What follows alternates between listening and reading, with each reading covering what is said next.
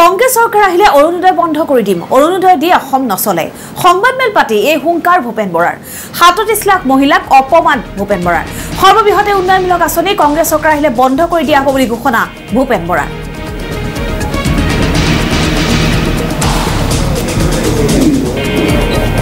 আৰু আমাৰ চৰকাৰ যেতিয়া 2026 চনত আহিব,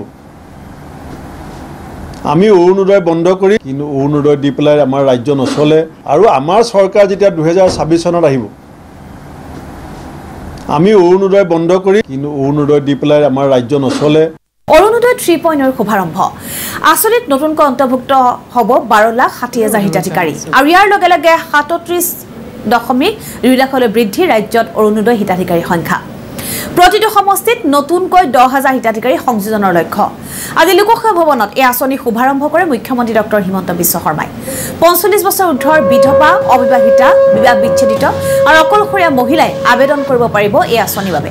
অন্যহাতে 19,92,167টা পৰিয়ালক নতুনকৈ ৰেচন কাৰ্ড প্ৰদান কৰা হ'ব। উল্লেখযোগ্য যে অৰুণোদয় লাভ কৰিবৰ বাবে প্ৰতিটো পৰিয়ালৰ হাতত ৰেচন কাৰ্ড থকাটো বাধ্যতামূলক।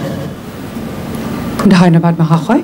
এইবাৰ মই মাননীয় মুখ্যমন্ত্ৰী মহোদয়ক নতুন ৰেচন কাৰ্ড প্ৰদান প্ৰক্ৰিয়াৰ আনুষ্ঠানিক শুভাৰম্ভ কৰিবলৈ অনুৰোধ জনাইছোঁ।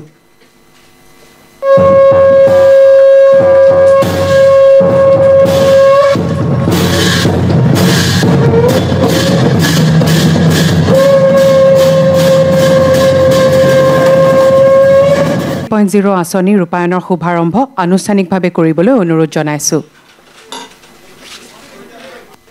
অৰুণোদয় 3ৰ উদ্দেশ্য হ'ল অৰুণোদয় 1 আৰু অৰুণোদয় 2ত আমি যিসকল হিতাধিকাৰীক দিছিলোঁ আৰু নতুনকৈ যি প্ৰত্যেক সমষ্টিতে কম বেছি পৰিমাণে 10,000 হিতাধিকাৰী আমি নতুনকৈ দিম, এই গোটেইখিনিক আধাৰৰ লগত লিংকেজ কৰা।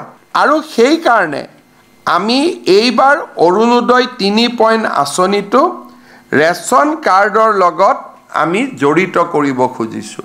অৰ্থাৎ আজি অৰুণোদয় 3ৰ জৰিয়তে যদিও 10 লাখ মানুহৰ প্ৰপত্ৰ আমি পাইছিলোঁ, আমি ধৰি লৈছিলোঁ যে হয়তো আমাক ৰাজনৈতিকভাৱে সমৰ্থন নকৰা কিছু পৰিয়ালে প্ৰপত্ৰ পূৰণ কৰাও নাই। সেইবাবে আমি এটা চিন্তা কৰিলোঁ যে আমি প্ৰত্যেকটো সমষ্টিতে 10,000 এভাৰেজ, ক'ৰবাত সমষ্টিত বেছি মানুহ আছে অলপ বেছি পাব, কম মানুহ আছে কম পাব, এভাৰেজ 10,000 অৰ্থাৎ আমি 12,60,000 পৰিয়ালক অৰুণোদয় আঁচনিৰ সুবিধা নতুনকৈ দিয়াৰ ব্যৱস্থা কৰিম।